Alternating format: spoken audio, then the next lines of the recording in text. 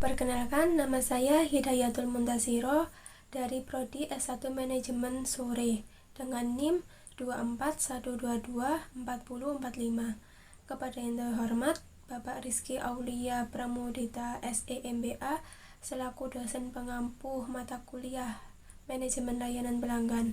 Di sini saya akan mau mempresentasikan hasil ujian saya. Elemen strategis dalam mempertahankan loyalitas pelanggan dan keunggulan kompetitif dalam sebuah bisnis. Layanan pelanggan mempunyai peran penting dalam menjaga kesetiaan pelanggan dan membuat bisnis unggul dari pesaing.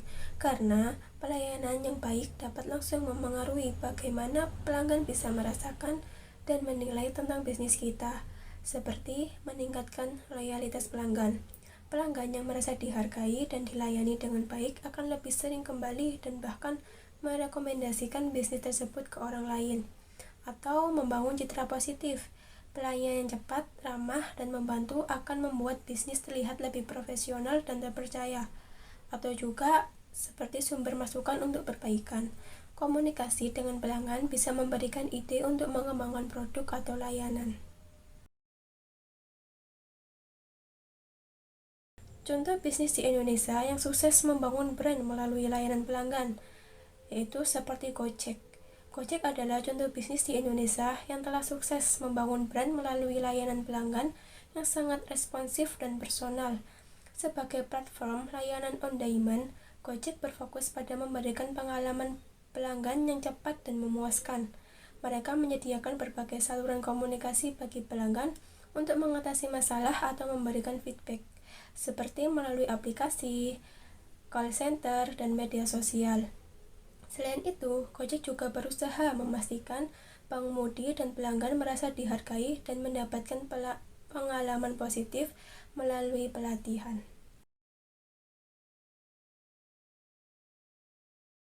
Narasi naratif percakapan pendek antara staf layanan pelanggan dengan pelanggan yang kecewa. Dalam keadaan, seorang pelanggan memesan paket nasi ayam lengkap dengan sambal dan minuman, namun sambal tidak disertakan. Pelanggan dengan nada kesal menunjukkan piring. "Maaf, ini pesanannya nggak lengkap. Saya pesan nasi ayam plus sambal dan teh manis, tapi sambalnya nggak ada, dan teh manisnya juga belum datang." Staf layanan dengan nada tenang dan wajah serius sedikit membungkuk menghormati. "Aduh, saya mohon maaf sekali, Pak. Seharusnya sambal dan teh manis sudah termasuk. Saya akan segera pastikan semuanya dikirim ke meja Bapak sekarang juga." Pelanggan masih agak kecewa. "Saya udah nunggu cukup lama, tapi pesanan malah nggak lengkap begini." Staf layanan dengan kontak mata tatap, suara tenang dan meyakinkan. "Betul, Pak, saya sangat memahami kekecewaannya Bapak. Ini memang tidak seharusnya terjadi. Kami benar-benar minta maaf atas kelalaian ini." Lalu staf pergi dan kembali dalam waktu singkat dengan membawa sambal dan teh manis. Staf layanan dengan tersenyum ramah meletakkan sambal dan minuman dengan hati-hati. "Ini sambalnya dan teh manisnya, Pak. Sekali lagi kami mohon maaf atas kekurangannya tadi. Untuk mengganti ketidaknyamanan ini, kami akan berikan potongan harga khusus untuk Bapak. Semoga makanannya masih bisa dinikmati." Pelanggan dengan nada sudah lebih santai. "Oke deh, terima kasih ya. Semoga kedepannya lebih diperhatikan lagi." Staf layanan dengan nada bersahabat dan sedikit menunduk.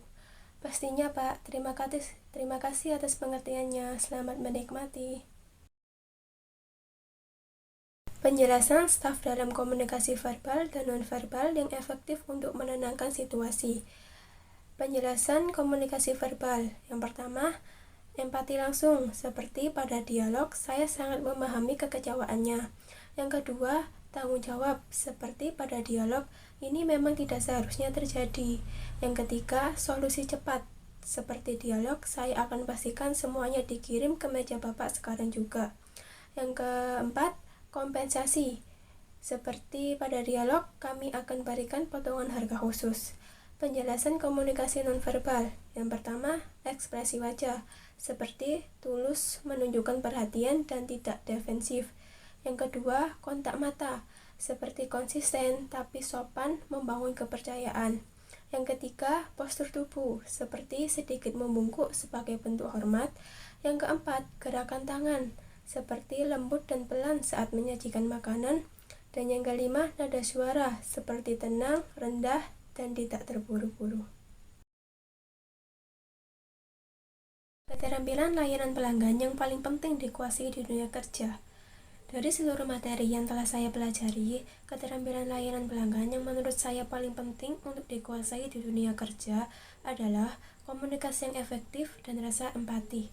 Karena keterampilan paling penting dunia kerja saat ini bukan hanya sekedar ramah, tapi kemampuan untuk benar-benar memahami sudut pandang pelanggan, merasakan frustasi pelanggan, dan merespon dengan ketulusan hati dan memberikan solusi yang tepat. Di dunia kerja, terutama dalam dunia bisnis digital, interaksi seringkali berlangsung tanpa tatap muka, melainkan seperti melalui chat, email, atau media sosial.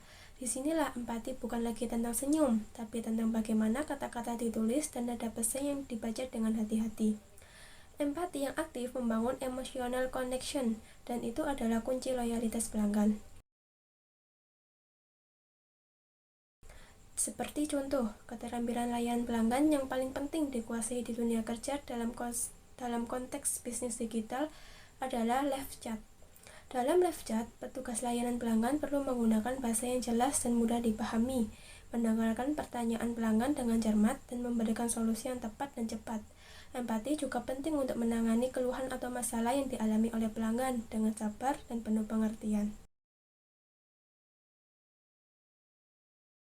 Kegagalan yang menyelaraskan komunikasi verbal dan nonverbal yang dapat menimbulkan kesalahpahaman dalam layanan pelanggan. Kegagalan menyelaraskan komunikasi verbal dan nonverbal dalam layanan pelanggan dapat menimbulkan kesalahpahaman karena pesan yang disampaikan tidak konsisten dengan apa yang terlihat atau terdengar. Komunikasi nonverbal seperti bahasa tubuh, ekspresi wajah, dan nada suara seringkali memberikan petunjuk yang lebih kuat tentang perasaan dan maksud sebenarnya seseorang dibandingkan dengan kata-kata yang diucapkan. Jika ada kesenjangan antara pesan verbal atau kata-kata dan nonverbal atau bahasa tubuh, maka pelanggan akan cenderung mempercayai pesan nonverbal yang mungkin menciptakan kesan yang salah. Contoh, seorang petugas layanan pelanggan menyampaikan kepada pelanggan, "Kami akan segera bantu Anda," dengan nada suara datar, tanpa senyum, dan dengan pandangan mata yang tidak fokus. Ini adalah contoh kegagalan dalam menyelaraskan komunikasi verbal dan nonverbal. Penjelasannya, pesan verbal atau kata-kata adalah, "Kami akan segera bantu Anda." Yang kedua, penjelasan pesan nonverbal, nada suara, ekspresi wajah, dan bahasa tubuh menunjukkan ketidakpedulian atau kurang tulus. Mengapa hal ini terjadi? Petugas layanan mungkin sedang merasa lelah, tertekan, atau tidak benar-benar memahami kebutuhan pelanggan. Namun, ketidaksesuaian antara pesan verbal dan nonverbal ini menciptakan kesan yang negatif pada pelanggan, yaitu petugas tidak peduli atau tidak tulus dalam membantu. Solusi yang pertama seperti pelatihan komunikasi. Petugas layanan harus dilatih untuk memahami pentingnya komunikasi nonverbal dan bagaimana menyelarasakan dengan pesan verbal. Yang kedua, pelatihan dengan nada suara. Petugas perlu belajar untuk menyampaikan pesan dengan nada suara yang hangat, ramah, dan penuh semangat, bahkan ketika mereka merasa tidak nyaman. Yang ketiga, pelatihan dengan bahasa tubuh. Petugas perlu diajarkan untuk menjaga kontak mata, tersenyum, dan menggunakan bahasa tubuh yang positif untuk menunjukkan bahwa mereka benar-benar terlibat dalam membantu pelanggan. Yang keempat, konsisten dalam penyampaian pesan.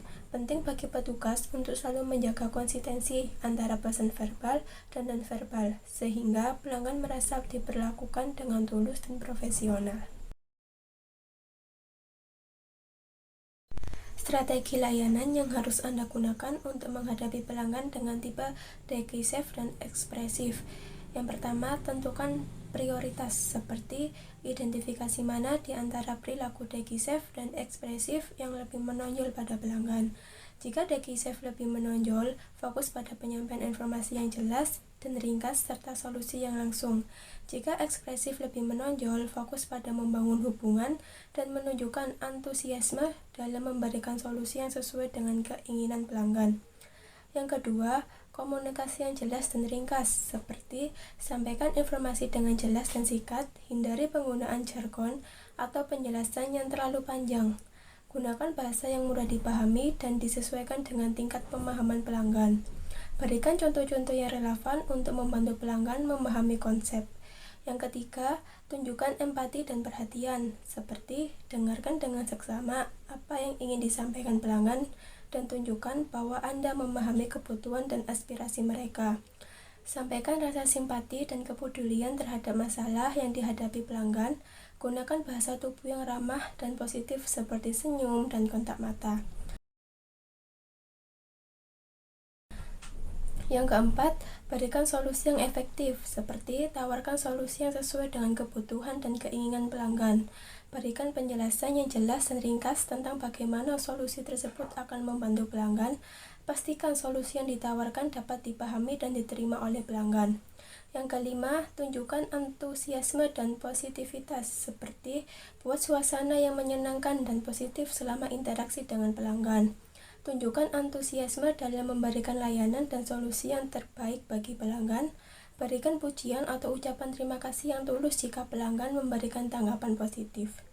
Yang keenam, tutup interaksi dengan baik. Pastikan pelanggan merasa puas dan puas dengan layanan yang diberikan. Berikan ucapan terima kasih dan pamitan yang ramah. Tawarkan untuk menghubungi Anda kembali jika pertanyaan atau kebutuhan lebih lanjut. Sekian presentasi dari saya akhiri. Wassalamualaikum warahmatullahi wabarakatuh.